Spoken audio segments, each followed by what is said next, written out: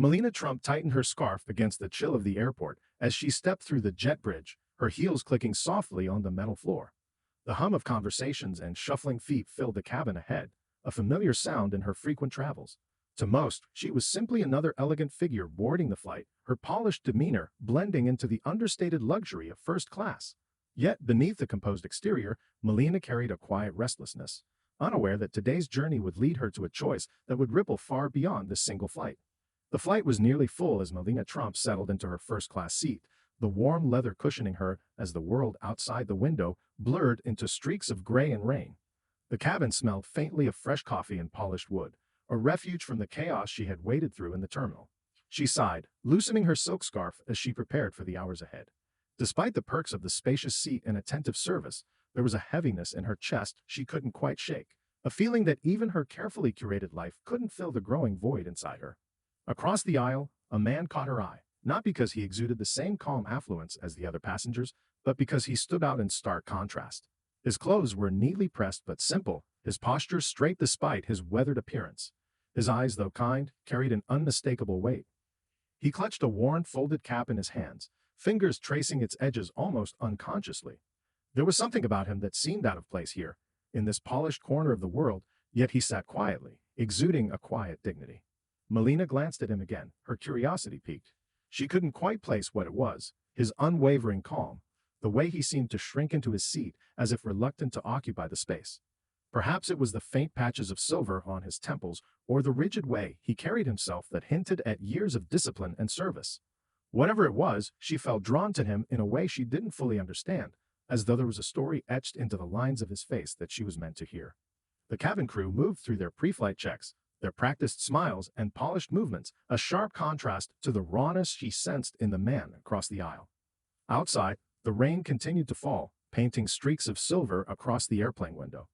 As the engines roared to life, Melina leaned back in her seat, letting the rhythmic thrum of the plane's preparation drown out her thoughts. Yet she couldn't help but glance back at the man, feeling the first stirrings of a connection she couldn't yet name. As the plane reached cruising altitude, the cabin crew began their service, gliding through the aisles with trays of sparkling water and neatly plated hors d'oeuvres. Melina absent-mindedly sipped her drink, her thoughts still drifting to the man across the aisle. He sat stiffly, his hands folded tightly over the cap in his lap, his eyes fixed on the window as if lost in a distant memory. It wasn't until a passing flight attendant accidentally nudged his seat that he shifted slightly, offering a polite but tired smile. "Excuse me, sir," she said softly, her tone different, gentler than the one she used for the other passengers. Melina watched as the man nodded, his voice barely audible as he replied. The interaction, though brief, stirred something in her. A few rows ahead, a family was bustling into the cabin, a couple with two young children, their faces lined with the fatigue of travel.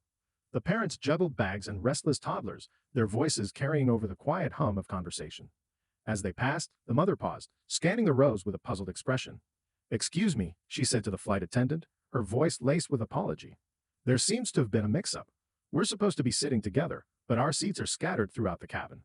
The attendant frowned, checking the list in her hand.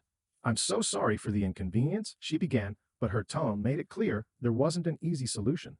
The family exchanged uneasy glances, the father shifting the baby in his arms while the older child tugged at his sleeve. Melina glanced back at the man across the aisle, who was watching the scene unfold with quiet attention. His fingers tightened around the cap in his lap, and for a moment their eyes met.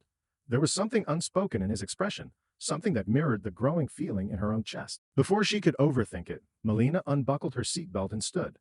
"Take my seat," she said, her voice firm but kind as she gestured toward her spacious first-class spot. The mother hesitated, her surprise evident, but Melina smiled. "Please, you need it more than I do." As the family settled into her vacated seat, Melina moved into the main cabin, finding a spot in the crowded rows of economy. What she didn't realize was that her quiet act of kindness had not gone unnoticed, not by the man across the aisle, nor by others, and it was about to lead to something she never expected. The narrow seat in the economy cabin was a stark contrast to the spacious comfort of first class, but Melina didn't mind. As the plane continued its journey, the chatter and motion around her filled the space she often reserved for her own thoughts. She adjusted her position, careful not to lean too far into the passenger beside her, and focused on the faint hum of the engines. Across the aisle in first class, the man who had caught her attention earlier remained seated, now gazing down at his hands.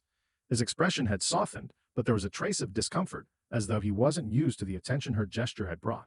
A flight attendant approached him, speaking in low tones, and for a moment, he seemed to hesitate before nodding.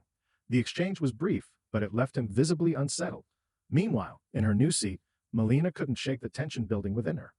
This wasn't about her physical comfort, it was something deeper. She had given up her first-class seat without a second thought, but now she wondered what it was about the man that had drawn her to act. She had spent so much of her life insulated from the struggles of others, yet his presence had stirred something unspoken, a need to connect, to bridge a gap she hadn't acknowledged before. Her thoughts were interrupted by a bump from the cart as the flight attendants moved through the aisle. A plastic cup of water was handed to her with an apologetic smile, and she nodded her thanks. Around her, the cabin felt closer, the chatter louder, and she couldn't help but feel a pang of doubt. Did her small gesture even matter in the grand scheme of things? Was it enough? Back in first class, the man sat quietly as the flight attendant returned. The woman who gave up her seat, she began gently. That was a very kind thing for her to do. Do you know her? The man shook his head. No, he replied, his voice steady but tinged with something heavier. But people like her, they remind you of the good that's still out there. Despite the calm exterior he projected, the man's mind churned. Memories of his time in service, the long years away from home, and the battles, both on the field and within himself, lingered just beneath the surface.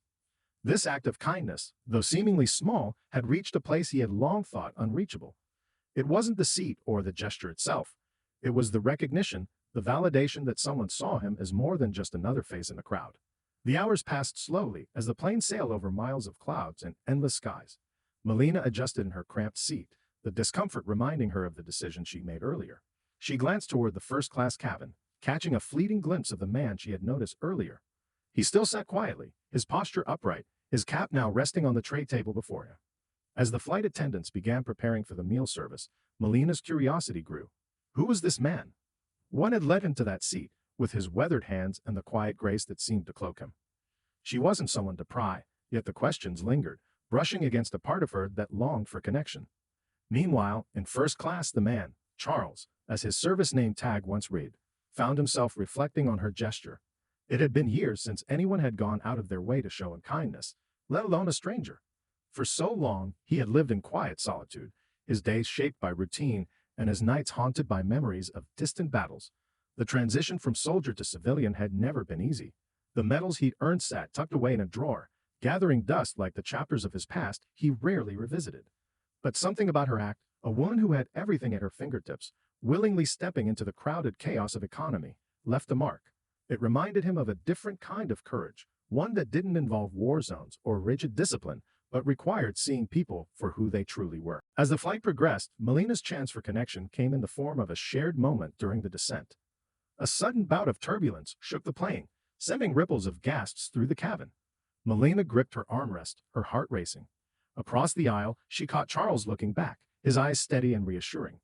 Despite the physical distance, his calm presence seemed to reach her, grounding her in an unexpected way. Later, as passengers began disembarking, Melina found herself walking past first class, where Charles stood gathering his belongings. Their eyes met once again, and this time she felt compelled to speak. "Thank you for your service," she said softly, the words carrying a sincerity she hadn't expressed in years. Charles nodded, his expression softening. "And thank you for seeing me." It was a brief exchange, but in those few words, a connection was forged, one that hinted at the possibility of understanding, healing, and mutual respect. As they left the plane and went their separate ways, neither could have predicted the ripples this small act of kindness would create in their lives. Melina stood just outside the gate, adjusting the strap of her bag as the crowd of disembarking passengers swirled around her. She hadn't expected to feel this way, restless, as though her brief interaction with the man had unlocked something she didn't quite understand. She glanced toward the baggage claim area and spotted him again, walking with deliberate steps, his cap now perched neatly on his head. For reasons she couldn't explain, her feet carried her toward him. "Excuse me," she said, her voice tentative but steady. He turned, his weathered face softening when he recognized her. "Yes." Melina hesitated, unsure of what to say. I couldn't help but notice you earlier. You reminded me of my father," she finally said, her words tumbling out. "He served too. I lost him a few years ago." Charles' expression shifted, a mix of understanding and quiet sorrow crossing his face. "I'm sorry for your loss," he said, his voice carrying a depth that came from years of lived experience. "What branch?" "Army," Melina replied, a small smile playing on her lips. He was proud of his service, but he didn't talk about it much. Charles nodded. Many of us don't. Sometimes, the things we've seen, they're easier to carry in silence.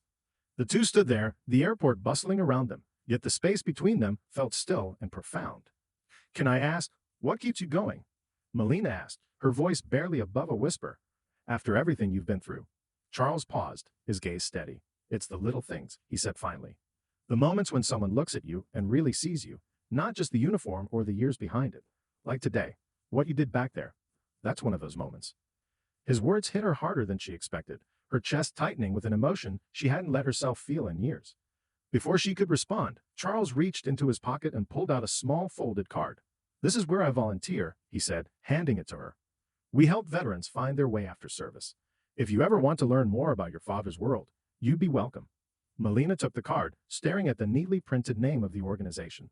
She looked back at him, a quiet resolve building in her chest. Thank you, she said, her voice firm. For everything. As Charles walked away, Melina remained rooted in place, holding the card tightly. This wasn't the end of their interaction. It was the beginning of something that would change both their lives in ways neither could yet imagine. A week after the flight, Melina found herself standing in front of a modest building tucked into the corner of a quiet neighborhood. The sign above the door bore the name of the veteran organization Charles had mentioned. In her hand, she still held the card he had given her, its edges worn from the countless times she turned it over in her fingers. Taking a deep breath, she stepped inside. The interior was warm and inviting, a stark contrast to the steel and glass office building she was used to. Photos of men and women in uniform lined the walls, their faces frozen in moments of camaraderie and courage. A soft murmur of voices came from a nearby room, where a group of people sat in a circle, their chairs arranged casually yet purposefully. Can I help you? A woman asked from behind a reception desk, her smile genuine. I was given this, Melina said, handing over the card. Charles. He suggested I come by. The woman's face lit up with recognition. Charles is one of our most dedicated volunteers. He's here today, actually. Would you like to speak with him? Melina nodded, following the woman to a room at the back. There, she saw Charles sitting with a few others, his posture relaxed but attentive as he listened to a younger man recount his struggles adjusting to civilian life. When he looked up and saw her, a faint smile crossed his face. You made it, he said simply. Melina smiled back, feeling a wave of nervousness and something deeper, gratitude. I thought about what you said, she replied. About seeing people, about connection. I want to understand what my father went through, and maybe do something to help. Charles gestured to an empty chair in the circle. Then you're in the right place. Over the next few months, Melina became a regular at the organization. She listened to stories, volunteered for events, and even helped organize fundraisers. The work wasn't easy, but it brought a sense of purpose she hadn't felt in years. With every conversation, she learned more about her father's world, about the struggles and triumphs of the men and women who served. And as she grew closer to the community, her bond with Charles deepened into a friendship built on mutual respect and shared values. For Charles, her presence was a reminder that small acts of kindness could ripple far beyond their origin. And for Melina, it was proof that connection, the simple act of truly seeing someone, could heal wounds she hadn't even realized she carried. Months later, Melina stood at the front of a crowded banquet hall, her heart pounding as she adjusted the microphone. The event was the largest fundraiser the organization had ever hosted, a night dedicated to honoring veterans and supporting their transition back into civilian life. The room was alive with conversation and laughter, but as she stepped onto the stage, a hush fell over the crowd. Good evening, everyone, she began, her voice steady despite the nerves swirling inside her. I'm here tonight because of a man named Charles, and because of a choice I made on a flight that, at the time, seemed so simple. But that moment, offering my seat to a family, set off a chain of events that changed the way I see the world, and my place in it. She paused, scanning the room. Among the faces, she saw Charles sitting near the front, his weathered hands folded neatly on the table, a quiet pride in his eyes. Growing up, my father didn't talk much about his time in the army. I knew he was proud of his service, but I never truly understood what it meant, what he carried, what he sacrificed. It wasn't until I met Charles and became involved with this incredible organization that I began to see the stories behind the uniforms. Her voice wavered slightly, but she pressed on. Tonight isn't just about raising funds. It's about recognizing the courage and resilience of those who serve, and about how small acts, seeing someone, helping where you can lead to something far greater than you ever imagined. The room erupted in applause, and as Melina stepped down, Charles met her with a firm handshake that turned into a warm hug. You've done good work, he said, his voice gruff but kind. Your father would be proud. Later that evening, as the event wound down, Melina stood by the entrance, watching attendees mingle and exchange stories. The weight she had carried for so long, the questions about her father, the disconnection she hadn't been able to name, felt lighter now. In its place was a sense of purpose and a deeper understanding of what it meant to truly see and honor others. As she left the hall, the cool night air greeted her, carrying the faint sound of laughter and conversation from inside. She glanced at the stars, a quiet smile playing on her lips. The journey that began with a single seed had led her here, to a place where she not only found connection, but also a renewed sense of herself. And in that moment, she knew she was exactly where she was meant to be.